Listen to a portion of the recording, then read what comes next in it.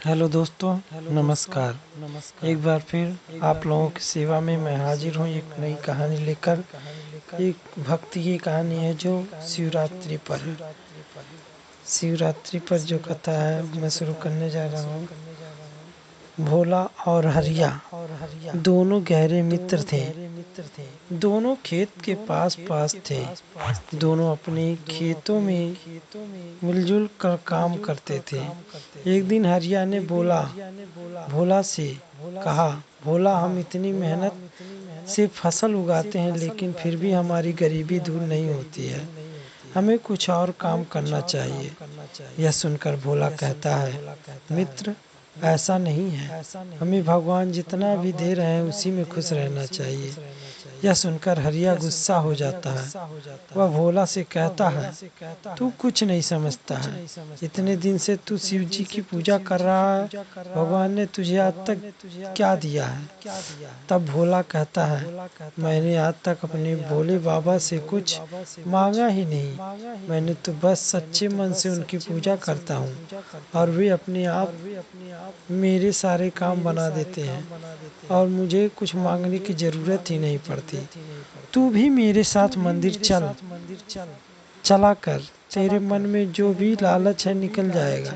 हरिया गुस्सा होकर अपने घर चला गया। घर में उसकी पत्नी सुमित्रा ने पूछा तो हरिया ने कहा, मैंने अपने मित्र भोला को साथ मिलकर व्यापार करने की सलाह दी तो उसने मना क्यों किया? और कहा, भोले बाबा की कृपा से वह इतने में ही खुश है। यह सुनकर सुमित्रा ने कहा, भोला भैया भगवान शिव के भक्त हैं, आप बचपन से उनके साथ रहते हो, फिर भी आप कभी मंदिर नहीं गए। सबका अपना अपना विश्वास है। वैसे उनके कहने से आप भी मंदिर जाकर भोले बाबा का आशीर्वाद ले लो। यदि भगवान ने चाहा तो आपका व्यापार करने का सपना पूरा हो जाएगा। सुमित्रा की बात हरिया की समझ में आ गई। वह अगले दिन भोला के साथ शिव मंदिर गया। वहाँ उसने पूजा की और उसके बाद शिव जी से प्रार्थना की, हे प्रभु, मुझे इतना धन दो जिससे मैं व्यापार कर सकूं। यदि मेरा व्यापार चल गया तो मैं आपके मंदिर में सोने का शिवलिंग चढ़ाऊंगा। उसकी प्रार्थना सुनकर भोला मुस्कुरा रहा था, लेकिन उसने हरिया से कुछ नहीं कहा और वापस आकर अपने खेत में काम करने लगा। कुछ दिन बाद हरिया ने कर्ज लेकर व्यापार शुरू किया। भगवान भोलेनाथ की कृपा से उसका व्यापार अच्छा चलने लगा। एक दिन हरिया भोला से मिलने गया और उसने कहा, भोला देख, तूने भोले बाबा की इतने साल से भक्ति की पर कुछ नहीं मांगा और मैं तेरे साथ केवल एक बार बाबा के मंदिर गया और भगवान से सोने का शिवलिंग चढ़ाने की बात की।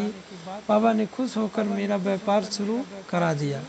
तब भोला ने कहा, तुमने जो मांगा तुम्हें मिल गया। मैंने तो केवल भगवान की भक्ति मांगी थी, जिससे मैं बहुत खुश हूँ।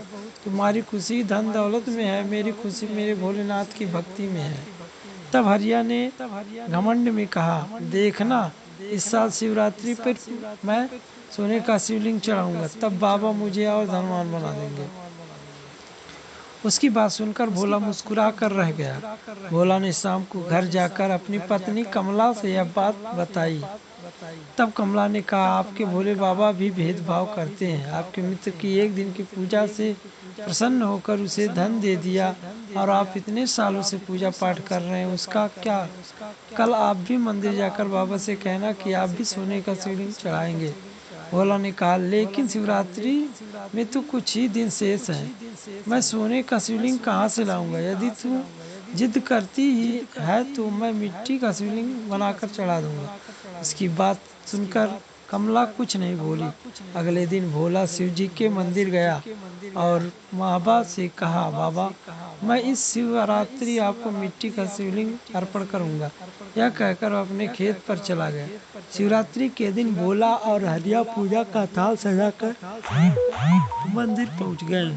कमला और सुमित्रा भी उनके साथ मंदिर में गई।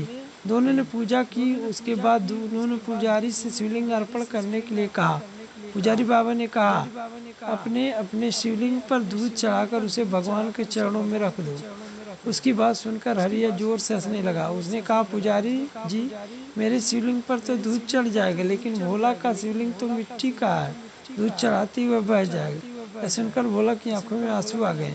वह भोलेनाथ से कहा, बाबा, आज भक्त की परीक्षा है। मेरी निष्काम भक्ति आज धनवानों के आगे फीकी पड़ रही है। मेरी लाज रखना प्रभु। इसके बाद दोनों मित्रों ने अपने हाथ में दूध का लोटा लेकर दूध चढ़ाना शुरू किया। दूध चढ़ाते समय हरिया का सोने का शिवलिंग मिट्टी का बनकर बहने लगा और भोला का शिवलिंग दूध चढ़ते ही सोने का बन गया। यह देख भोला खुश हो गया और हरिया रोने लगा। तब भोला ने उसे समझाया, मित्र भगवान धन से नहीं, मन के भाव से प्रसन्न होते हैं। तुम्हारे पास धन आते ही तुम्हारे मन का भाव घमंड में बदल गया, इसलिए तुम्हारा सोना भी मिट्टी बन गया।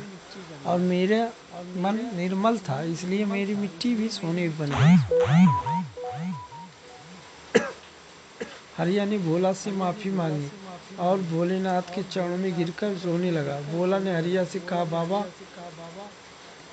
बाबा, मेरे सामने रोने से तुम्हारा मन भी निर्मल हो गया। उसके बाद हरिया भोला दोनों एक साथ खेती और व्यापार करने लगे। भोले बाबा से उनके सारे कष्ट मिट गए।